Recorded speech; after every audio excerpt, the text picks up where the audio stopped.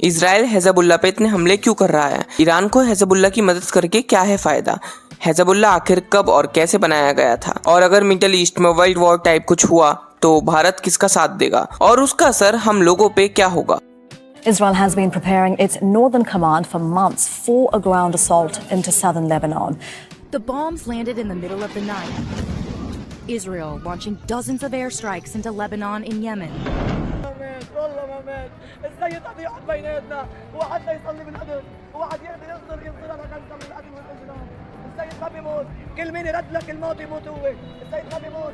Hezbollah एक शिया मुस्लिम political party है जो एक्टिव है मिडिल ईस्ट की कंट्री लेबनान में। ये कहने को ही पॉलिटिकल पार्टी है, वैसे ये एक टेररिस्ट ग्रुप है। 1975 के आसपास इसराइल और लेबनान में वॉर वगैरह हुई थी। उसके बाद इसराइल ने साउथर्न लेबनान का कुछ हिस्सा कब्जे में ले लिया।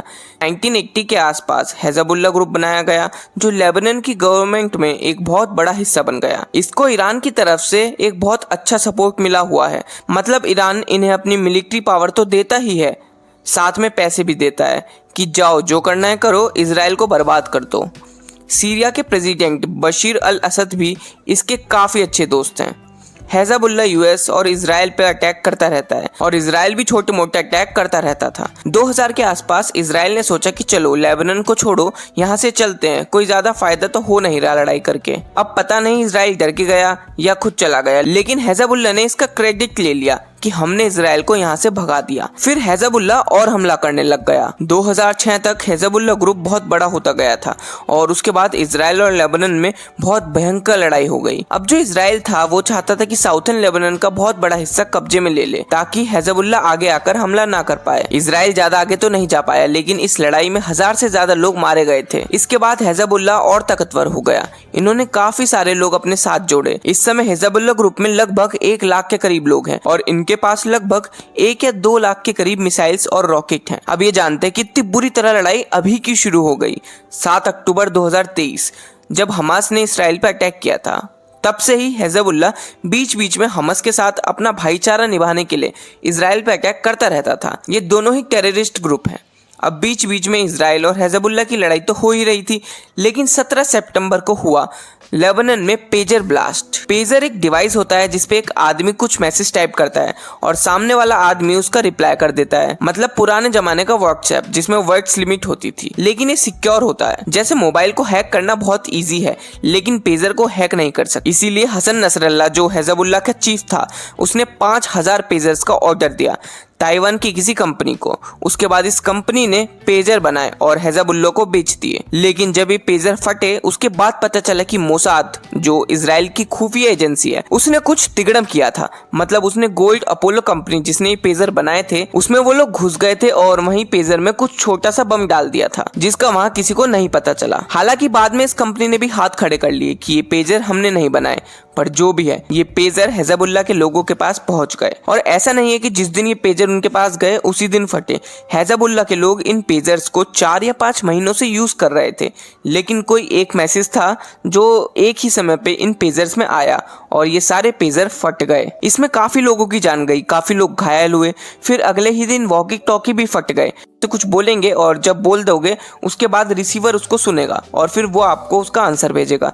जैसे व्हाट्सएप में हम वॉइस रिकॉर्ड करके भेजते हैं ना, उसके बाद सामने वाला सुनता है, फिर वो भी रिकॉर्ड करके कुछ भेजता है। बिल्कुल वैसे ही ये वॉकी टॉकी जैसे ही फटे, काफी लोगों की जान चली गई, हजारों लोगों के चोट लग गई। फिर तब से इसराइल ने लेबनान पे बहुत सारी एयर स्ट्राइक करी, जिसमें हिजबुल्लाह के सेक्रेटरी जनरल हसन नसरुल्लाह भी मारे गए। इसका पता लगाना कोई छोटी बात नहीं थी।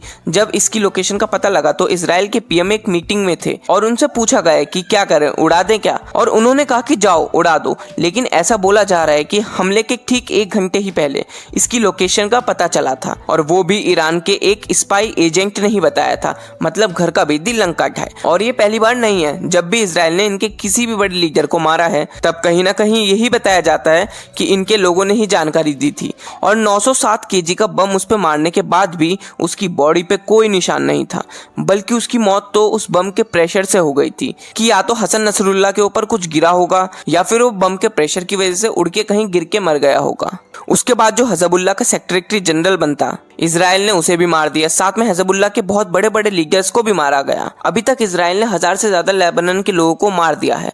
साथ में वहां पे रहने वाले लोग को अलग अलग जगह भेजा जा रहा है ताकि वो सेफ रहें। अब अगर ईरान ने इसराइल पर अटैक किया तो ये बात बहुत बड़ी बन जाएगी। यूएस ने ईरान से कह दिया है कि अगर तूने इसराइल पर अटैक किया तो अच्छा नहीं होगा। अभी तक तो इसराइल सिर्फ मिसाइल्स और बम छोड़ रहा था, लेकिन इस समय इसराइल की आर्मी भी लेबनान में घुस गई है और लेबनान के साउथर्न पार्ट पे कब्जा कर रही है। इसराइल और हिजबुल्लाह की ऐसी लड़ाई कि सोल्जर्स वगैरह जाकर टैंक वगैरह लेके साथ में लड़े, ये 2006 में हुआ था।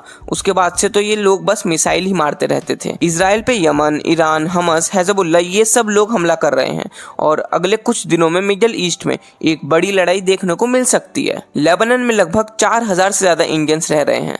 कोई एम्बेसी में काम कर रहा है, बाकी कंस्ट्रक्शन, एग्रीकल्चर, कंपनीज इन सब में जॉब कर रहे हैं। सरकार ने इन्हें बोला है कि जल्दी से वहां से निकल कर आ जाओ और यहाँ के लोगों को भी कहा है कि लेबनान में ट्रेवल मत करो। बाकी अगर गल्फ वॉर हुई तो वैसे तो भारत इसराइल की ही तरफ है, लेकिन लड़ाई में उतरेगा या नहीं वो कुछ नहीं कह सकते। यहाँ तक वीडियो देख लिया तो पहले तो सब्सक्राइब